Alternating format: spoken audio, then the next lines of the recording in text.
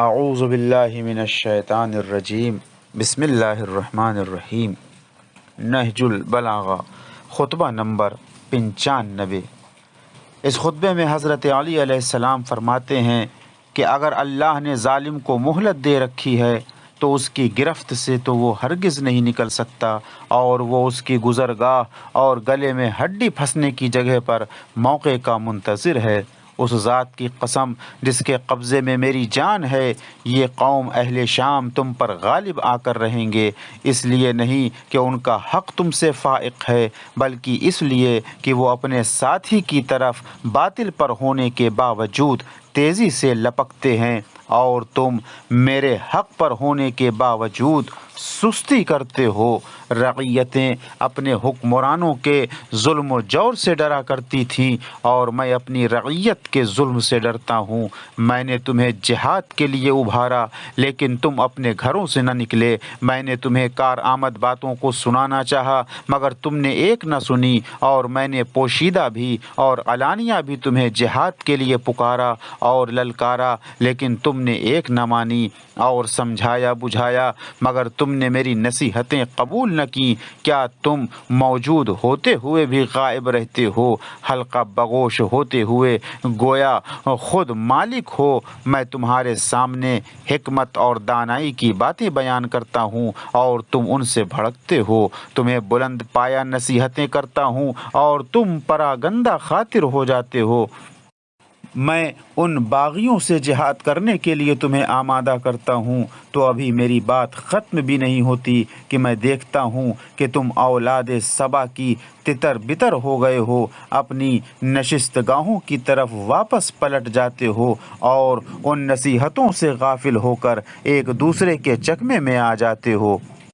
صبح کو میں تمہیں سیدھا کرتا ہوں، اور شام کو جب آتے ہو تو ویسے کہ ویسے کمان کی پشت کی طرح ٹیڑھے۔ سیدھا کرنے والا عاجز آ گیا، اور جسے سیدھا کیا جا رہا ہے وہ لا علاج ثابت ہوا۔ اے وہ لوگوں کہ جن کے جسم تو حاضر ہیں اور عقلیں غائب ہیں اور خواہشیں جدا جدا ہیں، ان پر حکومت کرنے والے ان کے ہاتھوں آزمائش میں پڑے ہوئے ہیں۔ تمہارا حاکم اللہ کی اطاعت کرتا ہے اور تم اس کی نافرمانی کرتے ہو، اور اہل شام کا حاکم اللہ کی نافرمانی کرتا ہے مگر وہ اس کی اطاعت کرتے ہیں۔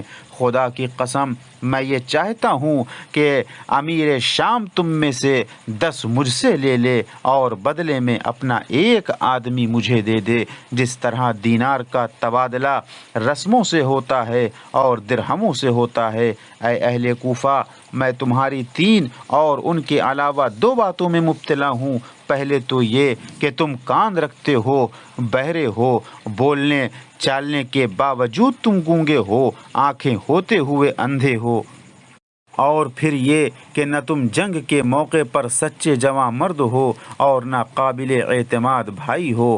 اے ان اونٹوں کی چال ڈھال والوں کہ جن کے چرواہے گم ہو چکے ہوں، اور انہیں ایک طرف سے گھیر کر لایا جاتا ہے تو دوسری طرف سے بکھر جاتے ہیں۔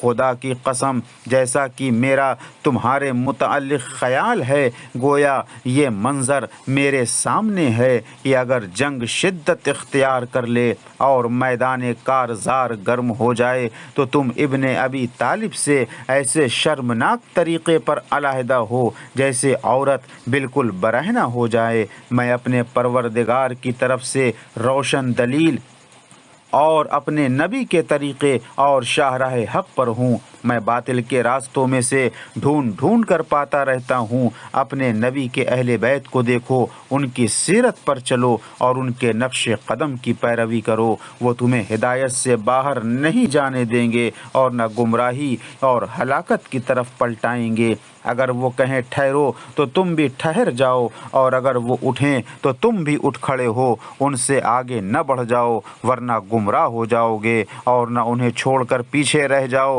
ورنہ تباہ و برباد ہو جاؤ گے۔ میں نے محمد صلی اللہ علیہ وآلہ وسلم کے خاص اصحاب دیکھے ہیں، مجھے تو تم میں سے ایک بھی ایسا نظر نہیں آتا جو ان کے مثل ہو۔ وہ اس عالم میں صبح کرتے تھے کہ ان کے بال بکھرے ہوئے اور چہرے خاک سے اٹے ہوتے تھے۔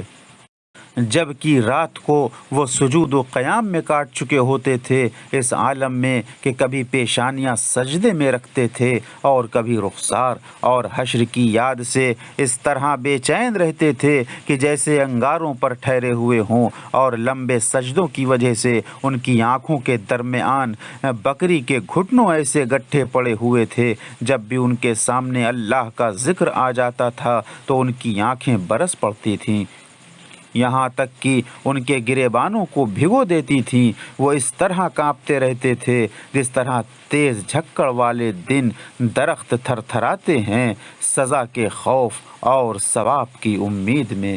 وآخر دعوانا ان الحمد للہ رب العالمین۔